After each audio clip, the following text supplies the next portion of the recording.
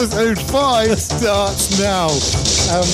Actually, we're halfway through season 1. What do you mean season 1? Well, I figured we could do what the Americans do and then, divide things into seasons. 10 episodes. Oh, you need a week off already, do you? I thought we could update the next. Let me just stop this.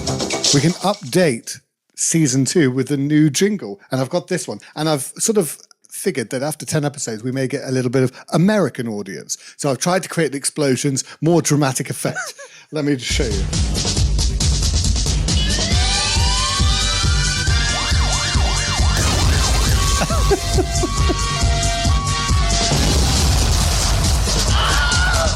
I don't know what to say. I apologise to everyone that has to listen to this.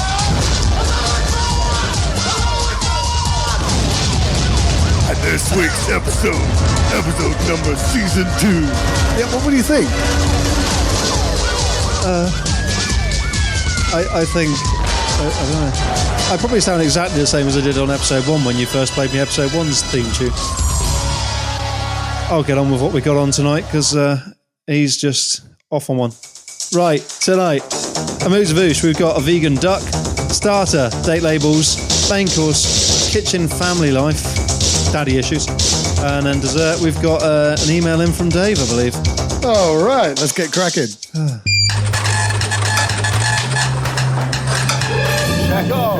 So, vegan duck.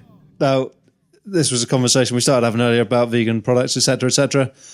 Reminded me of a very funny story. Somebody I was working with not that long ago had gone out for dinner, and somebody on their table was a vegan, and they'd gone to an Oriental restaurant, not Chinese, and they'd sat down, they'd ordered the food, whatever, yeah, fine. Such and such is a vegan. Yeah, no problem. They ordered their food. Out comes the food. Lovely. The vegan on the table gets given a duck or a duck breast or some form of duck breast. And they say, excuse me, she's vegan. Yeah, that's okay, no problem. Well, it's not. That's not vegan. That's a duck breast. No, it's a vegan. Well, it's not vegan, it's a duck breast. What the hell's going on? Well, they had a whole discussion about it. Anyway, the guy goes off to the kitchen, bold as brass, comes back, and I think there was a bit of a language barrier. He didn't necessarily quite understand the language. Right. But he, from what she said, he produced the packaging that the duck breast had come in. And it was mainly written in French because it was a French duck breast. Yeah. But there was the label on it, which you'd have probably seen on duck breast if you'd have bought a French frozen duck breast, that it says vegan, which is basically to say that the duck was fed a vegan diet. Vegan. So they're now flapping the vegan packaging with the blood. No, it's okay. It's vegan. Blood. What's that? Beetroot juice. Just taking it out of the bin and giving it a quick rinse off. Effect. Yeah. But it was quite fun. We got onto this, basically we were talking about, we went to see the Fawlty Towers dining experience the other day, and hilarious, highly recommend people go and see it. But I didn't realise quite how immersive it would be and how much you would get involved in what's going on. But there was one vegetarian sat on our table, and the Basil Fawlty character, like, everybody shut up in the restaurant. Just to put it out there, this woman thinks she's special. She thinks you're all scum for eating meat. She doesn't. She's a vegetarian. She wants you to know. That's exactly how he talks. It was so good. There was another woman who hadn't finished her main course, and I think she was touching 80. She was late 70s, early 80s. And she was like, oh, no, I'm pretty much full. And the Manuel character, no, see, you eat. She said, no, I'm full. And then he picks up the fork. He's getting food off her plate. What's he doing? He's putting the food in her mouth, and like now you've got half the restaurant watching this woman about to be fed this piece of whatever it was. Food wasn't great, but yeah, brilliant for an amusing either way. Amusing night out. I tell you, that Fawlty Towers experience was brilliant. The woman who didn't quite have enough croutons in her soup and mentioned it. Basil goes to the kitchen, comes out with a 4 litre, dumps a whole 4 litre of croutons in her soup. Looks like, satisfied? Shut up.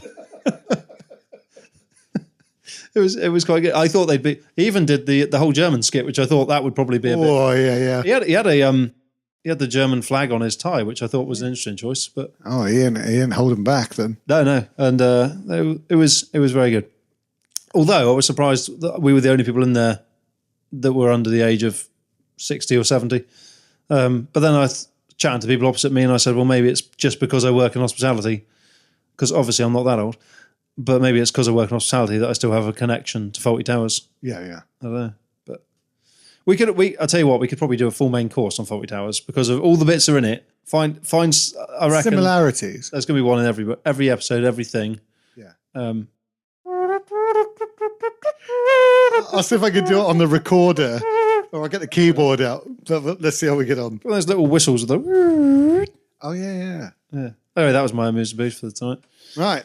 CheckON. Okay, so starter. Now this is something that absolutely winds me up, and this goes further than all the broken equipment or anything else that's going wrong in the kitchen.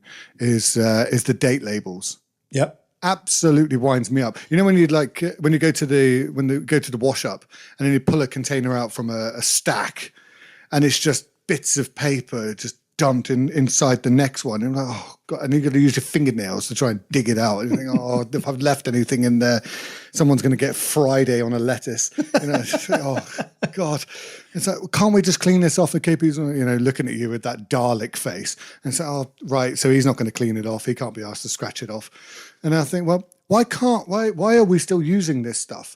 And then I found when I was in my previous place, thanks to Alliance, can I mention them? Yeah. They introduced me to washable labels. And they're pretty big and every day of the week. Put them in and they're really sturdy. Put them in the dishwasher. They're gone when it comes What do you mean out. they're gone? They just completely dissolve and turn to water or whatever they turn into. What? I've never seen those. Fantastic. Absolutely Do they leave glue all over the tub? Nothing. Absolutely no remnants of anything. It's just gone. Why have I not heard about these before? That's because you're stuck in your old ways. I can't remember who it was that got me onto the blue masking tape, but that is... You're into the blue masking tape, which is fine because that comes off really easy. Sometimes a bit too easy and difficult to read, depending if someone's using biro or not. But the Scotch tape, I get it. Yeah. It's a hell of a lot better than almost everything. But the washable labels, 100%. I don't understand, because CHOs never really pick up on it. It's not they come in and go, well, I suppose it's safe for you to eat a day label that says whatever on it, but it's not very nice, is it? But you can't get them off. Like you say, the KPs can get them off. They can't. And you walk into a kitchen that's got a load of plastic tubs and you've got all these stickers stuck to them, and you try and peel them off, but they don't. And then they go for the dishwasher, and then they're half it. And there's not so much of a problem on the outside of the tub. But when you start stacking 4-litre tubs, it then becomes on the inside of the tub. You're like, oh, it's... I've got a strawberry bavoise that I've put into the container, and there was bits of white coming out. Oh, strawberry and white chocolate, is it? One of my wonderful great inventions about however many years ago that I thought of, which was like, there needs to be a better solution to tape. Obviously, that's what we discuss now. But I was like, with Alexa and voice technology and all the rest of it, I was like, what we need is just someone to create banging tape that doesn't stick so much that you can peel it off quite nicely, and a voice activated thing, because then you could just have it recognize your voice and it would say, can you put a label for, and you load your dishes into it, so you put all the dishes or all the different things you're going to label into the technology on this piece of kit, and then you go, I've just made a batch of whatever.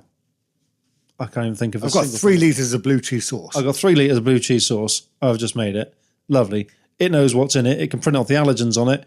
It can give you the time you've just made it. It will give you a use by date and a time. That's actually and who made not it. a bad shout. You can actually say it like an Alexa. Yeah, say 3 litres of blue cheese sauce. 3 litres of blue cheese sauce. Just made comes it. a label. It's already done the dates because it's all doing it. Yeah, it knows exactly what the date is because it's doing it printed at the time it's just done it on a label that doesn't. There are similar-ish systems because I looked it up. There's one called Label It. Yeah, but you have to manually type it on this pad.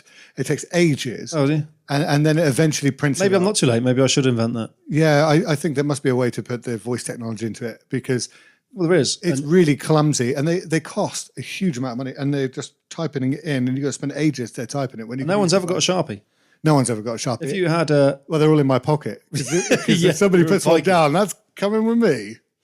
Yeah, something we could probably, again, another topic I've discussed another day, but I was talking to Adam the other day, I said to you about, and so Adam used to work in hospitality at the forefront of it, good friend of mine, ours. He now works on EPOS systems, etc., but we're saying with the lack of chefs or lack of ability in kitchens up and down the land and further afield in other countries, that the company he works for, they do a lot of, their till systems now have to be halfway towards being a chef. So now, you load in your recipes as to what it's going on so it can show you how much of each thing you've sold, and etc. for your stock take, lovely. But now it will say, okay, well, judging on an average Tuesday, you will sell this many of that. So when you finish service on the Monday night, excuse me, when you finish service on a Monday night, it then says, okay, well, I've done all your ordering for you. I've done your prep list for you because this is how much stuff you had in stock. This is how much you will have used tonight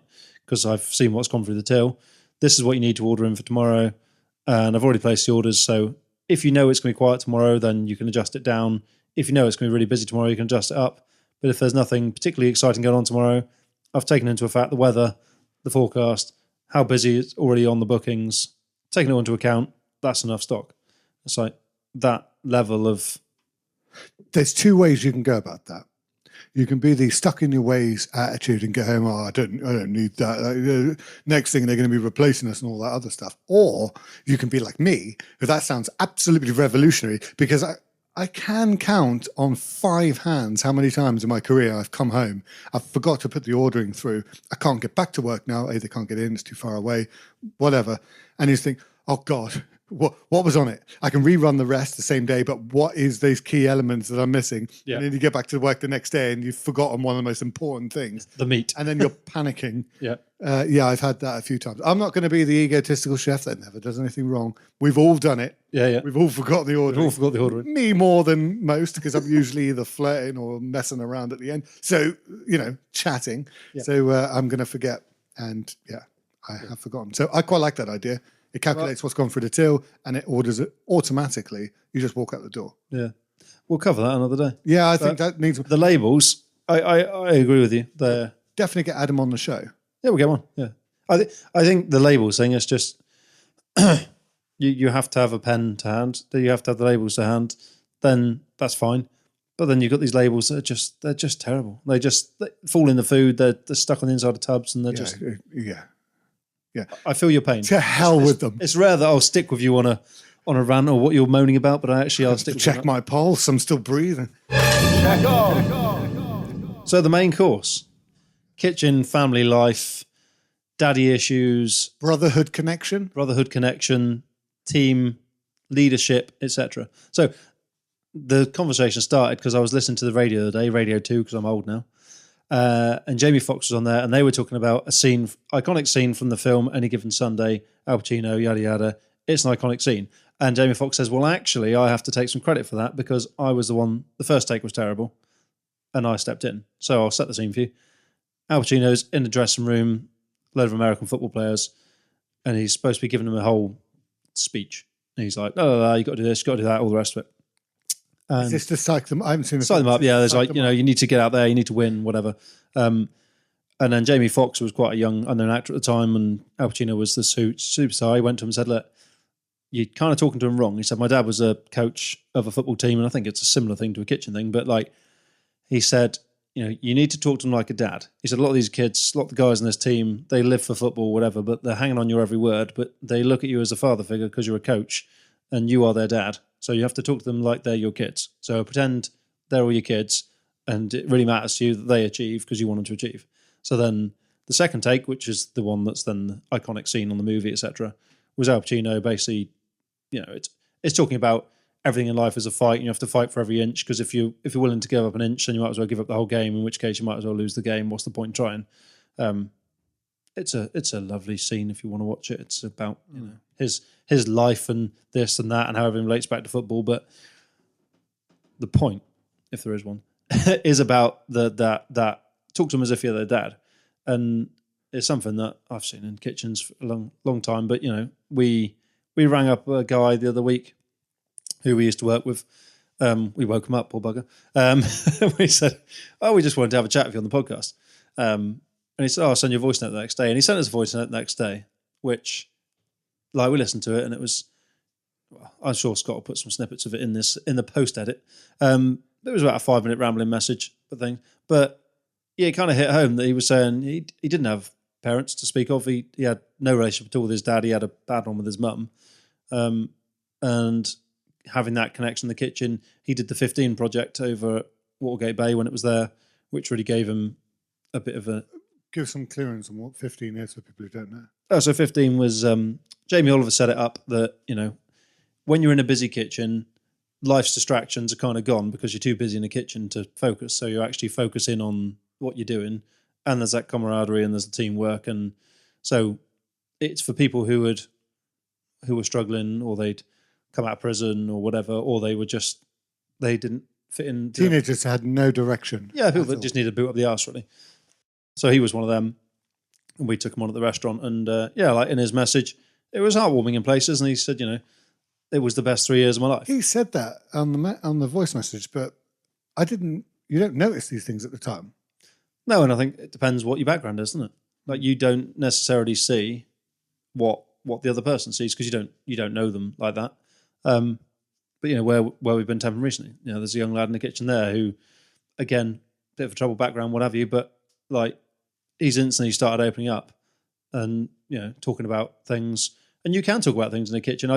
I've worked in a hotel years ago where they used to have to have a one-to-one with your team once every 6 weeks. You've got to document it and all these type of things. Okay, yeah, fine, no worries. But I said, well, you'll be amazed. I already do a one-to-one pretty much every couple of weeks. I check in with each of the chefs in the kitchen, and the management said, well, you've got to do it in a private setting where no one else can listen. I said, you can't in the kitchen. When you're under an extractor fan, nobody else can hear what's going on in your section anyway. No. And you'll be amazed at the depths of conversation I've had with people in the middle of the kitchen because nobody else can hear what's going on with you. Kitchens are great for a parliamentary debate. Yeah. You can just discuss anything. In fact, I used to take great pleasure in taking the complete opposite side, even though I didn't believe it. Just take the complete opposite side and argue it till the ends of the earth that I can get to, and then lose because I don't really know what I'm talking about.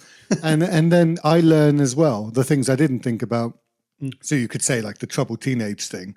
You could say, well, just stop being a criminal. I mean, it's not hard to know what's right and wrong. Just don't commit crime. How hard is that to get your head around? And then, of course, you get the opposite side that says, well, when you've got nothing to look forward to, nothing of an inspiration in your life, you turn to rage, you turn to anger. And then you get a different perspective. And we would just talk about anything that could come up. Brexit, if someone was in favour of it, I'd be against it. If they were against it, I'd be in favour of it. And just argue as much as you possibly can.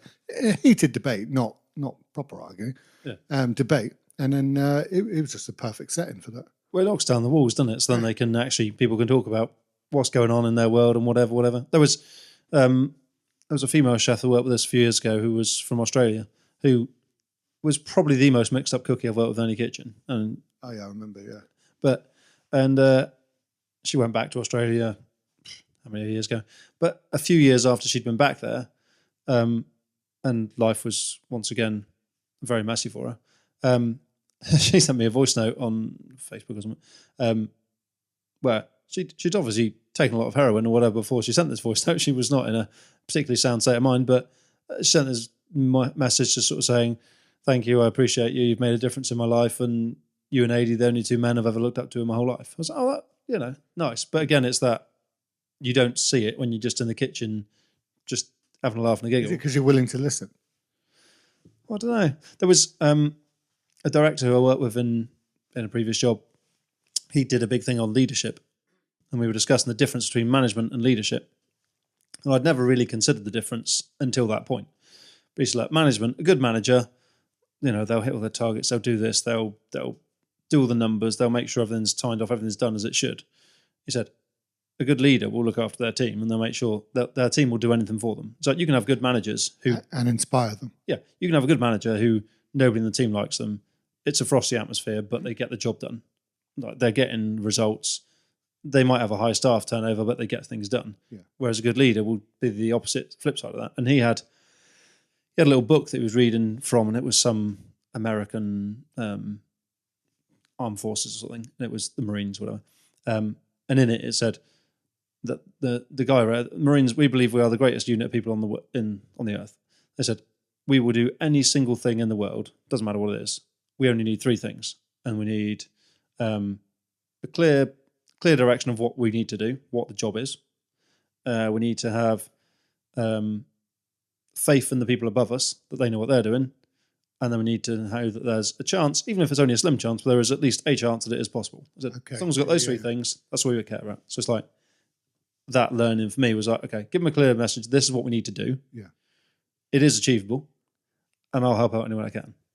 And if there's not any chance of it being achieved, i.e., if somebody comes in, a kid says, "Can't do that, mate," the whole lot just falls apart, which it would when you talk like that. Yeah. Yeah. Okay. Yeah. So those three things, but that was the leadership part, and it was like, on the management side, it might be very different, but the leadership is that, having people's back and trying to help them, whether it's personal issues or work issues or whatever. Because a lot of people do go to work to get away from, if you haven't got a particularly good life, or things are stressful, or you've got stresses at home, or family members are being dicks, whatever, or See, this is what I've never understood. When it must be different in the chefing world when we're in our kitchens, because when you watch, I don't know, the TV, the news, any on-screen kind of topical debate on, I don't know, race, gender, or whatever, and you always get as a woman, blah blah blah blah blah, as a black man, blah blah blah blah, or a member of the black community, or as a member of the gay community, blah blah blah blah. They talk in this sort of one-size-fits-all policy of just describing all of them as they're one unit. But in the kitchen, it doesn't matter what you look like. Everyone seems to have this completely different story behind them, and the way they transverse through the kitchen and all the emotions and rage and everything else that comes with it. And it doesn't seem to have the same effect in the kitchen. Completely different lifestyle. Yeah, you're all in the same boat, aren't you? Yes. Nobody really cares. I suppose that's kitchens we've been in. There's obviously different kitchens out there, but if you're in a situation where everyone's in the team, and that was, I think, what I said at the start of this, make it like a family part, but there is that family bit. And if you've got a good core family feel to the kitchen, then that's when the kitchen operates best. You know who you can rely on for what, who's got, everyone's got different skill set, everyone's got different strengths. You know who's going to be good at this thing, who's going to be good at that thing, how far you can push that person, who can do this. Who's got the limit. Yeah, and the people that are going to push themselves beyond the limit, so you have to tell them, no, that is your limit, because you can't do that. And that's when you get that cohesion and everybody's working together. You're going to fall out, but then families fall out. But as long as you all have the sense of purpose that you want to do the right thing together, it's... And bad vibes usually are gone pretty quick. They don't really last that long. No. Like families will hold on to it for years. The kitchen, it's gone pretty quick because usually there's something else. Or you're relying on that person you fell out with to back you up quick because you're in the shit on your section. Like, can you come and give me a hand quick? By the way, sorry for calling you a prick. Yeah, didn't mean it. I had an interesting conversation with a guy a few years ago that I was working with, and he got really arsed with me at the end of service one night because something had happened. It had been a rough service, and got to the end of service, and all the chefs in the kitchen, it had all been at each other's throats midway through service, all complaining at each other. End of service, everyone was having a laugh and a giggle, and I think we were all going to the pub, and he got really arsey and said, like, it's all right for you lot, you don't care, you've just shirked it off and gone, oh well, it doesn't matter. He said, we have to still deal with those guests and all the rest of the problems. Yeah. I said, well, it's not that we don't care, it's just that it's happened now. We're whatever, I can't remember what it was, but whatever's happened that caused a bad service has happened, whether it be you guys haven't booked them in properly, or somebody missed checks, or the chefs have burnt something, whatever it was, it doesn't matter. Yeah. It's happened. It's not that we're saying, ha, you've got to deal with it, but that's just the reality of the situation. Like, we as a kitchen unit have figured out the problem. We know what the problem was. Yeah. We've assessed it and gone, okay, let's not do this, let's not do that. You were a knob, this, whatever, done, put to bed. Tomorrow's a fresh day. And I don't know whether that's just me, you, people that we've worked with, that we compartmentalise stuff that it's like, well, that is done. And when it's done, there's nothing you can do about it. No, because you can't change it. Sorry, it's happened. What can we do to fix it? But then the restaurant, I do understand if you're in a hotel setting and you're a restaurant member of the team and something bad's happened, that then, you are going to have to see that guest every day for the next week, but then just sort it out. Do you know, like, deal with it in the right manner. Say, we can all see what's happened here. This has gone badly. Yeah. Let's make it right. I suppose it stems back to, like, if a ticket comes back, oh, they ordered this instead of that. You could stand there and go, well, it says on the ticket, well, they ordered this. So you can stand there and yell at them, but you're still going to be making it. Yeah. Right. What do they want? Oh, they want this. Okay, fine. Give me 2 minutes. Done. Right, go. Yeah. They happy? Yeah, they're happy now. Apologies from the kitchen, even if it's not our fault, just say it and it's done. They're happy. As long as they leave happy, there's no stress, there's no anger, there's no rage. We're not going home finger. happy. We don't care. No one's falling out. and it's just done. There's no ego. Get rid of the ego and the pride, and it's fixed. Or you can go for a massive amount of rage, anger, people falling out, but you're still going to make the correction. So why go home angry? You've heard me enough times say it in the past, but especially people that I haven't worked with that much or whatever, or they're a bit nervous. They come and tell you something. They go, I'm really sorry. What's the problem? Just tell me the problem. What do you need? What do you need? I don't care. I really don't care. I don't care whose fault. What do you need? But it's such a common thing. But I don't know how it's happened, but basically what's happened, I don't care what's happened. What do you need? Yeah, what do you need? Yeah. You're holding a plate. Give me the plate and tell me what you want the plate to look like, and I'll give it back to you. Oh, well, you know, I did click the button. I don't care. Don't care if you click the button on the till. Doesn't matter. What do you need so I can fix this problem, get back on with all this stuff that's going on over here? It's that 90-10 thing we discussed. We'll discuss that another day. Yeah, that's another. But yeah, I think that family chef bit, or kitchens in general, and you know, people coming into the industry, that there's a lot of youngsters out there who are a bit lost, and I think like coming into the kitchen and actually learning a thing and finding yourself, even if it's not the career for you, like even if you do it from a young age and go, right, I quite fancy doing something hands-on because I'm bored of school. Yeah. Just coming into a kitchen and doing a year, 2 years, whatever, and meeting people who might open your eyes to other worlds. People you don't mingle with normally. Different people, different backgrounds, whatever. And like I say, all the backgrounds, it doesn't matter who you are or what background you're from. Everyone gets chucked in the mixer. And then you come out of it, and even if you don't want to be a chef for life, at least you've learned a few personality skills. You've learned how to cook food, but you've got something that hopefully will give you that sort of support mechanism and that family bit. And but I was moaning about earlier, God, we've got a lot of things here that I need to say after go on another episode, but another episode. We've still got plenty of time. The demise of having mixed nationalities and stuff, especially down here in Cornwall, but like since Brexit, or maybe it's just been where I've been working, but I don't work with enough foreign staff anymore. Like I used to genuinely enjoy. There doesn't seem to be many foreign KPs either. That's not foreign anybody anymore. Like I don't know, but you know, you think I don't know places you've been, but certainly I've had in the last 20 years of my life that I've been to various different countries with various different people I've worked with in kitchens, and it's like, you know, you meet people, you make friendships, you go to places, you see different parts of the world, and it's great. And I don't know. Recently, the last 5-10 years, don't see much of it. Well, in the early 2000s, it was everywhere. Mm-hmm. You ended up with a South African girlfriend. Yep. We were going on South African trips as a result of it. Yep. I had a Czech girlfriend. I have to remind me, it was so long ago. But now it just seems different. But yet on the news, all they seem to do is bang on about immigration being 900,000 people this year or whatever. It's absolutely insane. Where are they all? I don't know. In Cornwall. Maybe we're just too isolated here. Yeah, I suppose. But yeah, you miss that thing. I mean, like, you know, I went a few years ago, and some Polish friends of mine who we were working with. I went on holiday with them to Poland. I went on holiday with them to Gran Canaria, and then on Christmas they invited me around to their house to have a traditional Polish Christmas, which was like, it was nice. It was a special occasion for them. It was like their Christmas, and they had about 12,000 courses or whatever it was. Yeah, I was that's right. eating a fish and got a bone stuck in my tooth and made myself look an idiot. But it was like, you know, seeing the different cultures and stuff, and what a wide world that is, you know, from working in different teams. My first proper head chef job, there was the restaurant staff. There was one Italian guy, and everyone else was Turkish. The KPs were all from Kurdistan, Iraq, and then the chefs were mainly Romanian. So I was like, okay, cool, I can get on with this. And the sous chef was from Bangladesh, but he spent most of his career working in the States.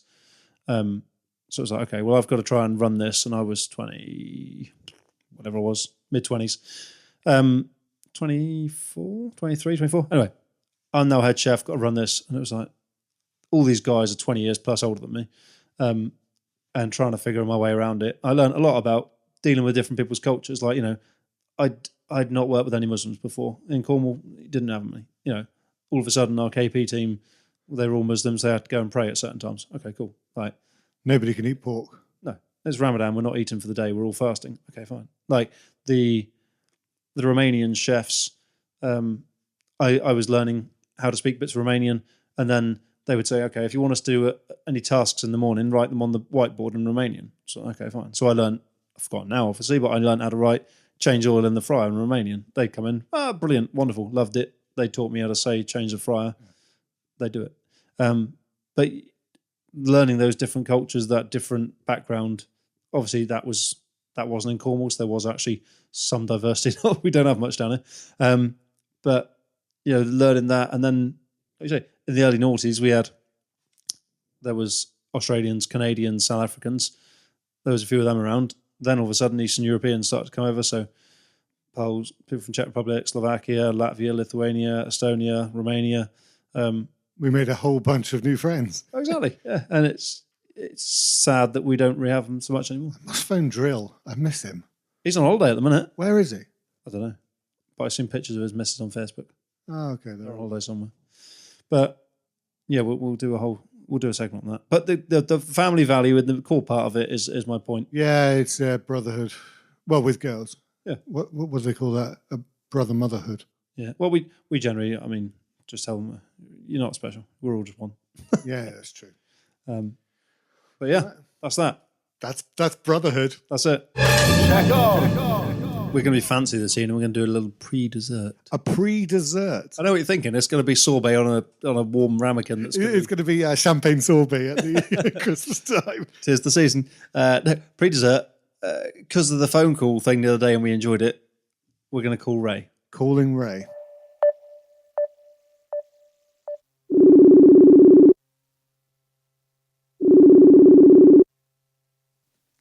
Hello?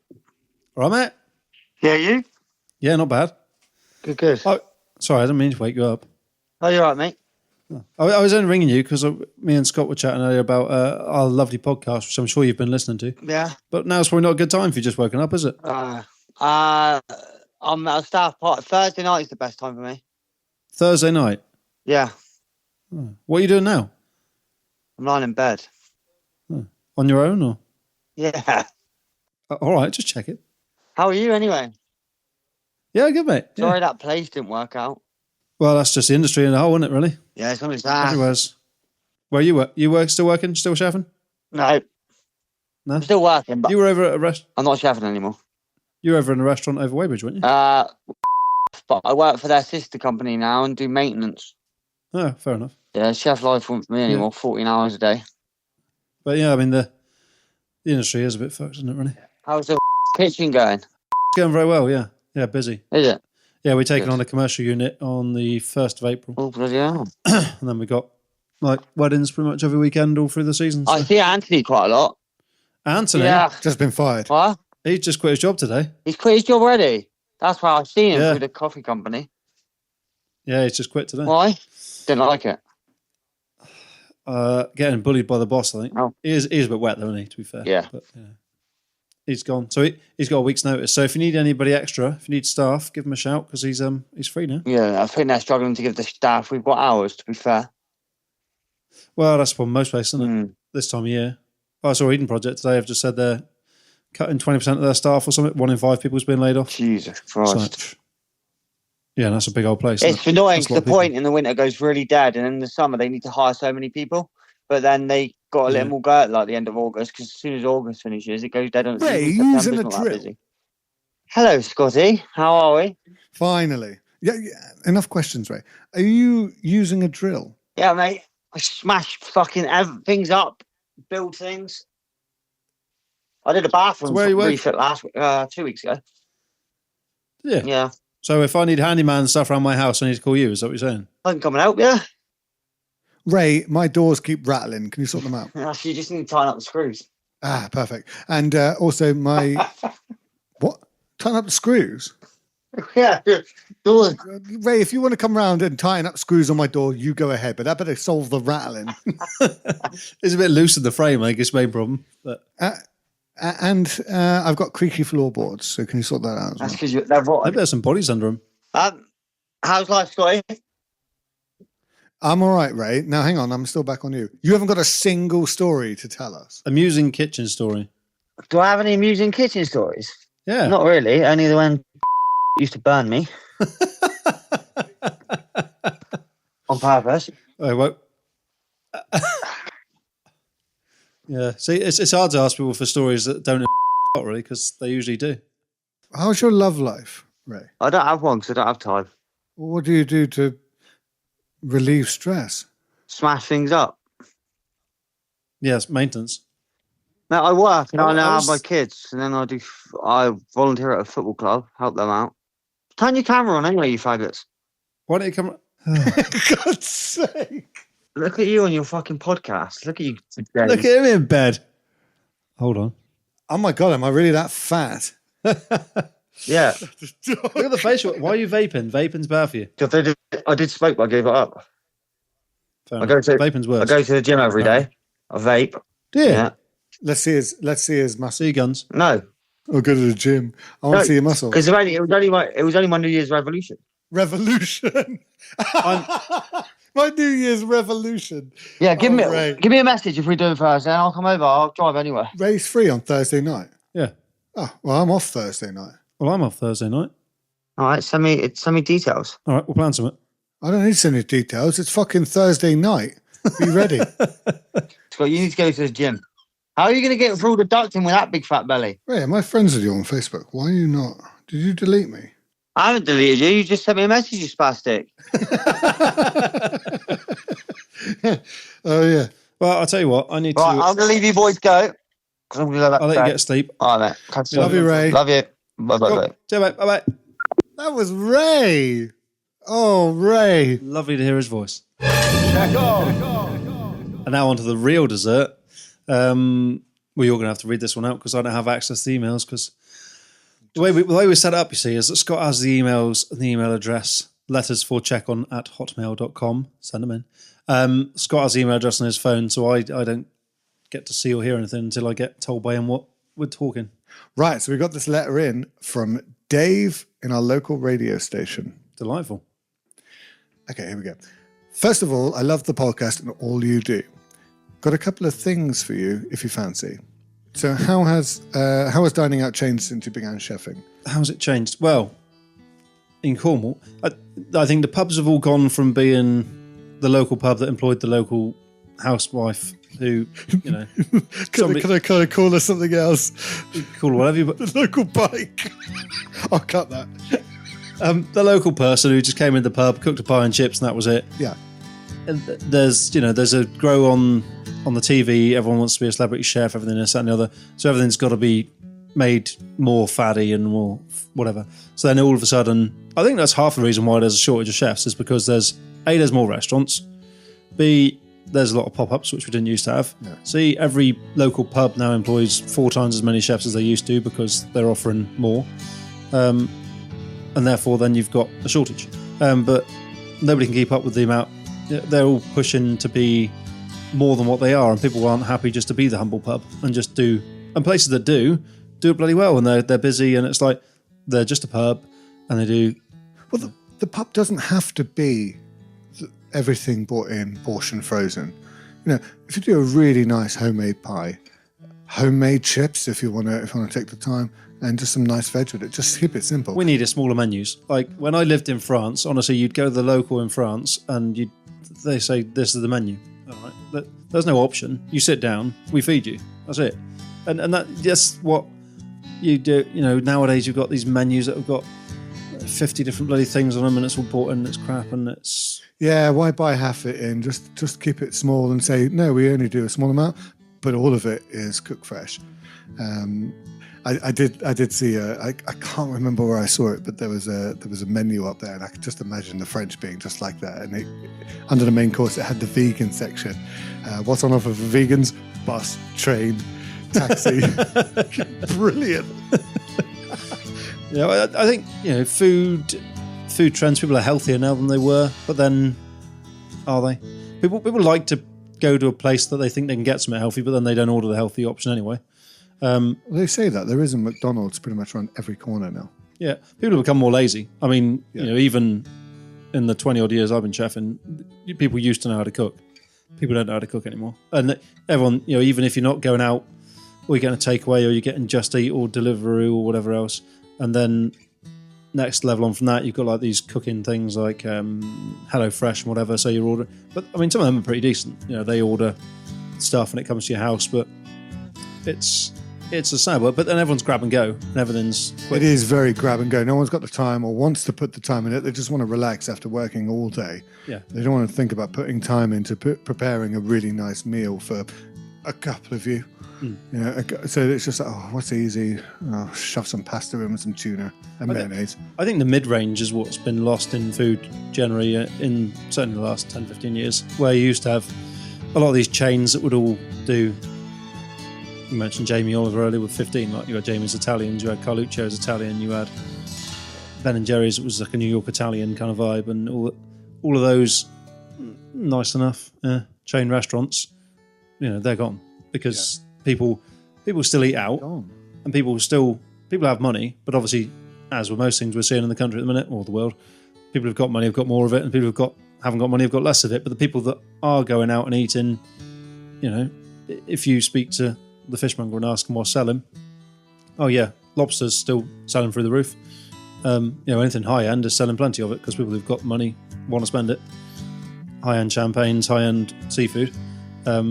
And the cheap stuff at the bottom end is selling because people think, oh, I can go to Wetherspoons or whatever and spend a £5 on a meal, whatever. I can't remember the last one of the Wetherspoons. Why wouldn't you? Well, exactly. Because sometimes, like you say about air fryers, sometimes it's probably just as cheap to go to a mass-produced thing like that as it is to cook your meal at home.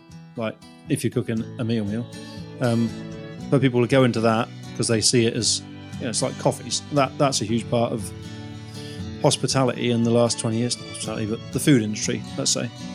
25 years ago, was there a single takeaway coffee shop that you can think of in Cornwall?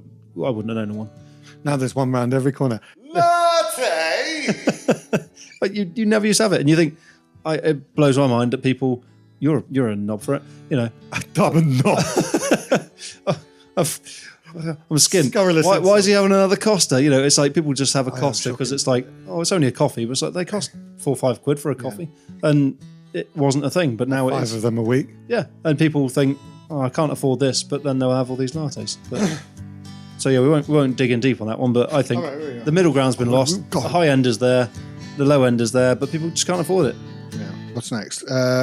What are some easy kitchen tricks I can do to make my food restaurant quality? Now, there is a palette that you used to talk to me about. Is there? Hitting every part of it, from sour to sweet to, you know, all of those fragrant. Umami. Make sure there's an acid element, lemon juice, vinegar, that kind of thing to sharpen. Yeah, see, I don't use pepper, as you'll know. I put pepper in very, very, very, very few things. Like, dump it in everything. I love it. I occasionally put it on a steak, but like pepper doesn't, to me, because pepper tastes of pepper, and therefore what you put it in just makes it taste of pepper. It doesn't make the dish taste better, it just makes it taste of pepper. Yeah. Whereas I use salt and vinegar rather than salt and pepper. So salt makes it taste salty, but the whole dish then tastes different. It then becomes nicer because it's seasoned better. And then if you add a bit of acidity in it, be it lemon juice or vinegar or whatever, that just gives it that, you know, that bit of lift. Yeah, and it makes it interesting, and it tastes fresh and interesting, but it doesn't taste like you put vinegar in it or lemon juice. It just tastes lighter and fresher.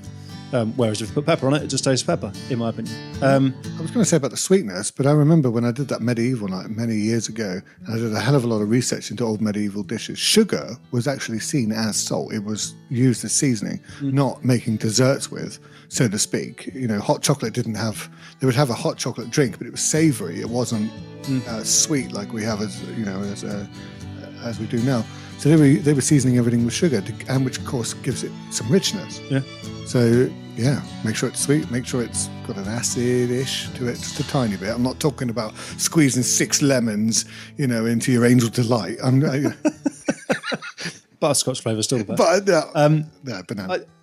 I mean, I would say cooking, like taking the time, like sweating things off. Like, you know, actually, if you're chucking onions in a pan for whatever it is you're making, just lower heat longer. Just cook them off slowly, because you can get so much flavour from things, but it's cooking them properly. You know that classic film, The 51st State?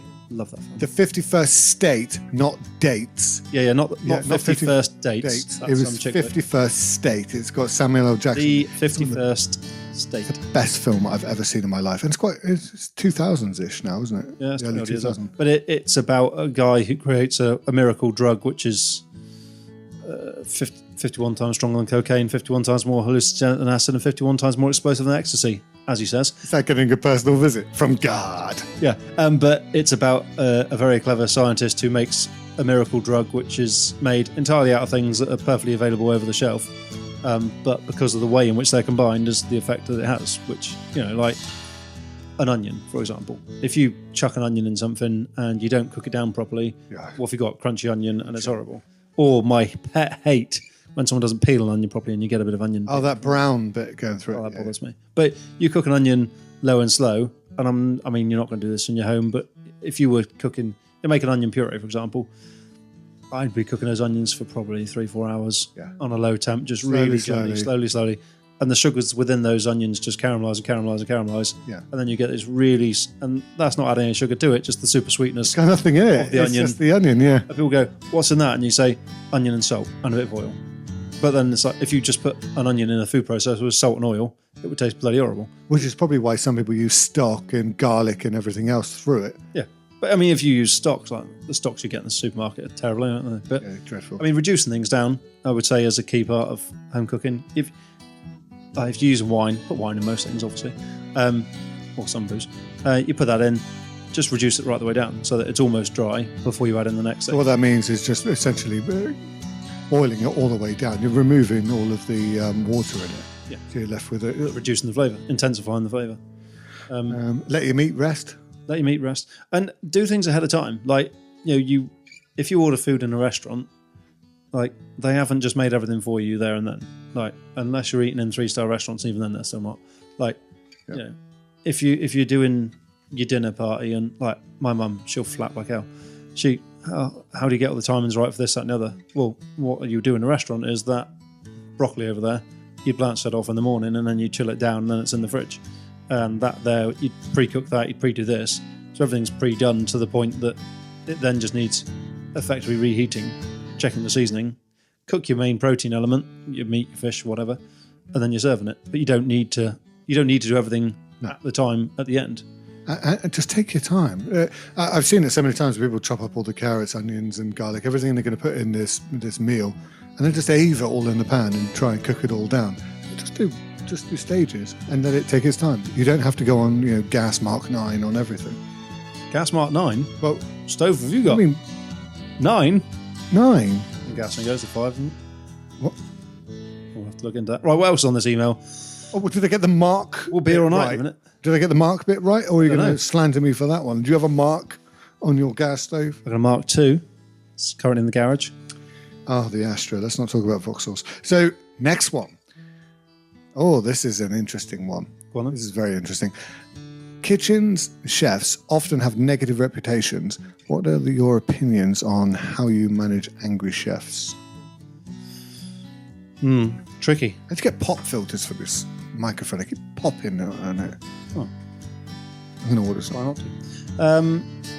I've definitely worked with angry chefs. Oh yeah, I can remember quite a few. I don't know. I know how you do, but I'm going to wait for you to explain it. I'll probably say it wrong then. I generally go with, much like I was saying in the previous bit about the whole family bit and whatever, and I've worked with chefs that quite quickly I've said to them, this isn't the kind of kitchen for you. We don't do that sort of thing here. Like, I suppose it's a learned behaviour. They go in with the whole effing and jeffing at the restaurant and stuff, and it's like, no. But it's usually you dig down far enough, you get to the bottom of it, you find out what their problem is. It's usually, something going on in their home life or whatever. Or I generally take the piss out of them, to be honest. The basics of, if someone's being stroppy in a kitchen I'm in, What's wrong? Oh, precious. Do you need a cuddle? You know, Yes, that's right. Yeah, they go. just demasculine the whole thing. And then they just become even more teasy. They get really, really angry there. But you just let that pressure just blow up. Yeah, and it's, you realise all you're actually doing is cooking food. Like, It's just food. We're not. But then, in terms of a leader, I've seen it where they hate, that they hate their wife, or their marriage is falling apart, or they're miserable. But then there are the chasers, or the ones looking for perfection, the head shoulder pass. Give me this now, I need it now. They're the chasing the perfection that they've set out for themselves. So there is that aspect of it. And it's in some ways it would be like the British Army. If you turn around now, guys, if you don't mind, please, the sort of HR version. Yeah. Would you mind just giving me 5 squats? What's a squatty from a rough council estate going to say? Oh, piss off, mate. They ain't going to do it. But if you scream at them, they're probably going to do it. I think a lot of kitchen, what's the word? How people are viewed in kitchens, and this isn't to say there isn't arseholes in kitchens, there definitely is, but a lot of it comes back to language. And like I said earlier about someone that brings us plate back, I don't care, what's the problem, what do you need? Yeah. Now that could be seen as me being standoffish and being an arse. It's not. It's just I've got 101 other things to do. Hence why I'm talking so fast. Hence why I always talk so fast, because what do you need? What's the problem? Thanks. Off you go. Like, there's no point. And people will see that. I was working in a place once before where someone was saying to me, you're really rude to all your staff. I was like, no, I'm not. You never say please or thank you. So I do. Not in service, I don't. I haven't got time to say please or thank you in service. If I said please and thank you after every time I told someone something I needed, it's not that I'm asking them if they could so kindly do something for me. This is my job, this is their job. And if I say, Scott, I need 2 more portions of chips. Don't know why chips going on there. Scott, I need 2 more chips, right? Oh, I don't say, Scott, any chance you can put me on 2 more portions of chips? That's more words. And if I say, Scott, how long on 2 chips? Then you're going to say 2 minutes. 2 minutes. I'll say that's bullshit with 1 minute. But get up it. But you don't. Every time you add words in, people don't realise that the time sensitivity. Everything takes longer. And the time is so short. And I've seen it a few times with people say, why do chefs like that on the TV and all that? I'm like, yeah, you can wait. All right. They clearly haven't got it to you yet because they're up to their arse in it. Yeah. So, stop whinging about how they shout at their team on the kitchen, on the show. If you're not willing to wait, you're the one he's the one who's going to get it in neck if he doesn't push the team as hard as he possibly can. Now, we don't really work that way, but I understand why some people are like that. No, but it can come across in just general conversation that you are being that way because if people don't know, especially like youngsters, there's a lot of young people working in the industry, they come in and see it. I was working somewhere recently and someone said, oh, Darren and Adi are having a massive fallout in the kitchen. Or somebody came into the kitchen and said, oh, I've been told that you two are having a big fallout. I was like, obviously, we're not having a big fallout. I was probably taking a piss out of him about something and he was but like it can be perceived as that you really arsey and aggro, but it's like, we're not. Like, but I say, a lot of chefs probably are, and they just need someone to actually tell them, put them in their place. Because especially with now, like, the celebrity chef world, the lack of chefs in the industry world, we all of a sudden think we're untouchable and we can do no wrong. So then some people get up on their high horse and make out they're God. But, the reality is if you just give them a good bollocking they're talking to and say, look, mate, you're only cooking food, shut up, get it out. Yeah. They'll probably come down off their high horse and sort themselves out. It puts everything in perspective. Yeah, exactly. And then it's just the way that people talk to each other in a kitchen is generally short and sharp and snappy because... You just want the information. Yeah. Well, when you're on the pass in a busy kitchen and somebody's programmed the till wrong and it prints out saying, check on 1 pan-seared scallops with garlic butter followed by 1 12-hour braised pork belly.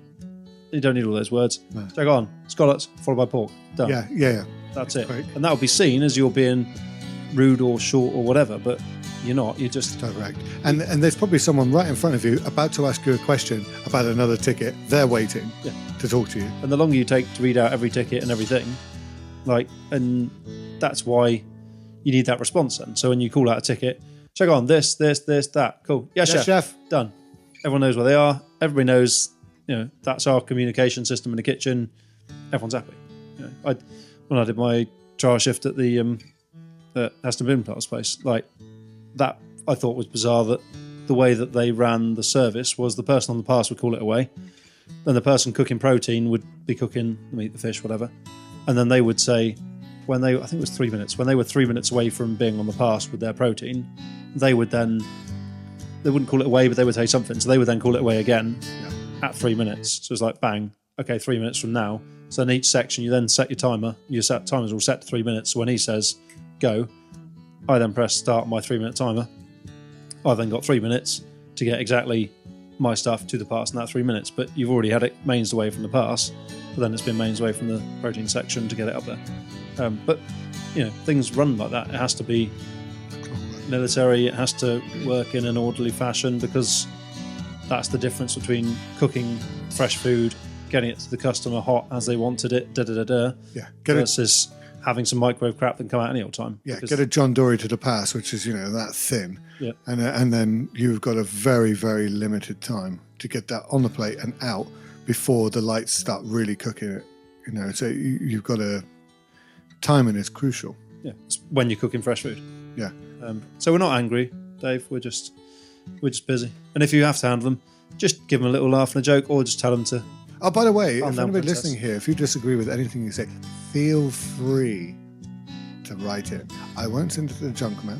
I will make sure that I read them all out, especially if you want to insult us. Make sure you, I don't know, tell us to piss off or something at the end of the message. Always greatly received. Nice bit of banter there. Letters for CheckON at hotmail.com. I repeat. Letters for CheckON at hotmail.com. And we still don't have a number. That's out of order now. We'll get to it. Oh. What's the worst dish you've ever seen on a menu? Oh, tricky.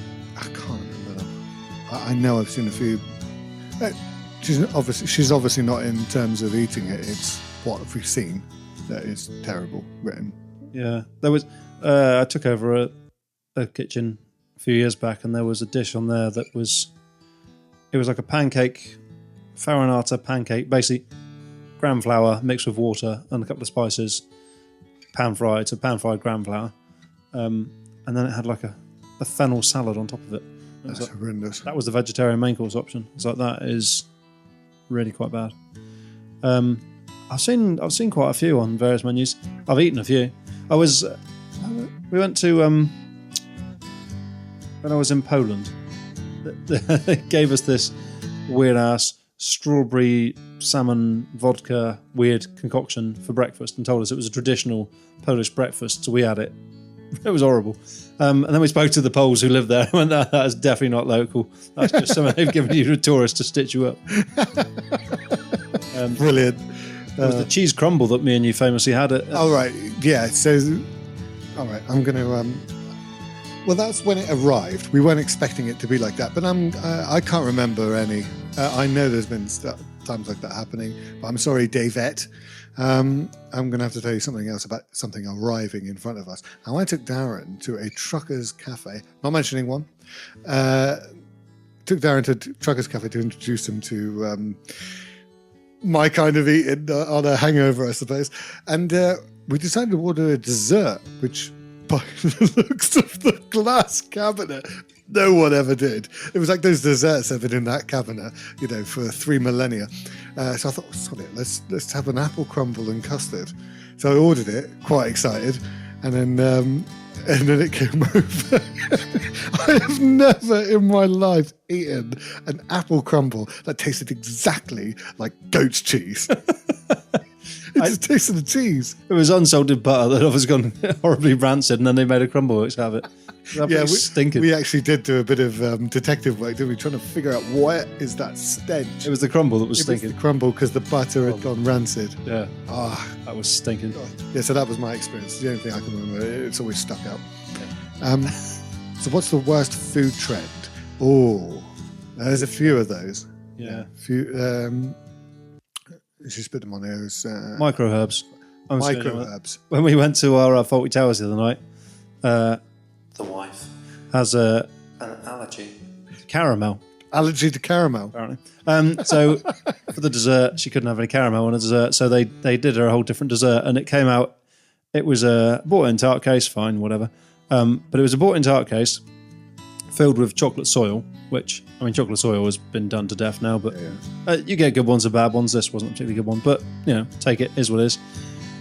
But then on top of this was a whole handful of micro herbs. Now, micro herbs, are one of those fads. Microherbs are great. Don't get me wrong. If you use a microherb and you actually have some thought as to the flavour of the microherbs, because microherbs pack a punch of flavour. Like they're a concentrated version of their bigger self. So if you give somebody micro coriander on a chocolate tart, it's going to taste very strongly of coriander. So on Alice's tart, she had tart bought in tart case dry, chocolate oil dry, and then a handful of micro fennel and micro coriander. Two things mixed together, just dumped on a tart. Oh my God. Well, that's not, if they'd have done a bit of red vein sorrel or something that would have given it a bit of an appley flavour and some acidity, something that would have gone with chocolate, fair enough, but all this fennel and coriander dumped on top of it. That's someone who's just like, oh, microherbs look good. Let me bundle them all up into a bowl. I usually see them mixed in with pea shoots, and you just get this massive mountain. And I always think, well, one, you don't need to do it, but also the cost of that. Oh, those microherbs are not cheap, are they? No, they must be just grabbing handfuls and just dumping them on the top of the plate. I get it when you've got a few sprigs of basil, that the basil is adding to the dish. There's only a few sprigs of it, so it's not going to overpower it. But when you get a bundle, especially the red amaranth, that's always a popular one. Tons of it. It's only because it lasts more than 2 days in the fridge. Yes, it doesn't go black like the basil. No. Bundle it all up into a ball and dump it onto your plate. Yeah, it's... that's one for me. Other faddy things, food trends. What have we got at the moment? I mean, I'm surprised that burgers are still as big as they are, to be honest, because burgers, for the first 10, 15 years I worked in kitchens, burgers were, you get them in Mackey's and that was about it. It was on some lower end pub ones, and then probably about 15 years ago, I reckon, all of a sudden you started getting trendy burger places. With dirty fries and stuff like that. Yeah, and that whole, doing good burgers, because it was always seen as burger was a bit of a cheap thing lower end, whereas now, you go to a decent burger restaurant, you're paying high end premium prices for it. Yeah. Which that's not a food trend I want rid of. I mean, I quite like a good burger. We will need to cover food costs at some point as well on a main course. Oh yeah, we will. The cost of meat and all of that, compared to what I remember it when I was 17, 18 to now, is just absolutely absurd. Especially some cuts of meat that you used to just get. I remember Ian was telling me he used to just chuck whole pork bellies into the sausage mix and grind it into. When he had his butcher shop, he's just like, now they're just selling it, by itself for a premium price. I can think of another trend that I've just thought of there, because I was bored of listening to you. Check on one arsehole. Deconstructed things. Deconstructed. Is that not phasing out now? I think it is a bit now, yeah. But that, do you remember when people used to do the deconstructed eat a mess? That one always bothers me, because I love an eat a mess. It's one of my favourite desserts. But it's, get some nice, fresh, sexy berries, some cream, some nice meringue, mix it all up, lovely. Yeah. But no. Let's do an eat and tidy. Let's not have an eat and tidy. Oh God, you just said it.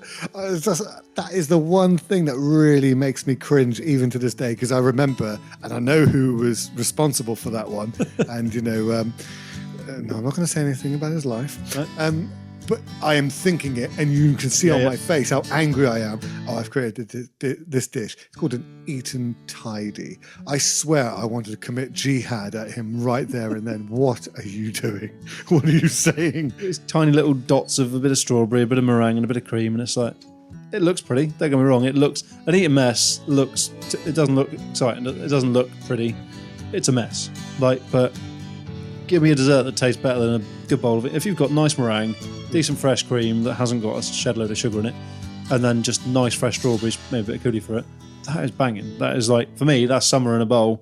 And it's so refreshing, as long as they haven't filled it to death with sugar. Because when you fill it to death with sugar, all you can taste is the sugar. Yeah. The fragrance of the strawberry is gone. You want the zing of the strawberry. Come back to what we said earlier, the acidity, like the natural acid in the strawberry. That's just a nice thing to eat.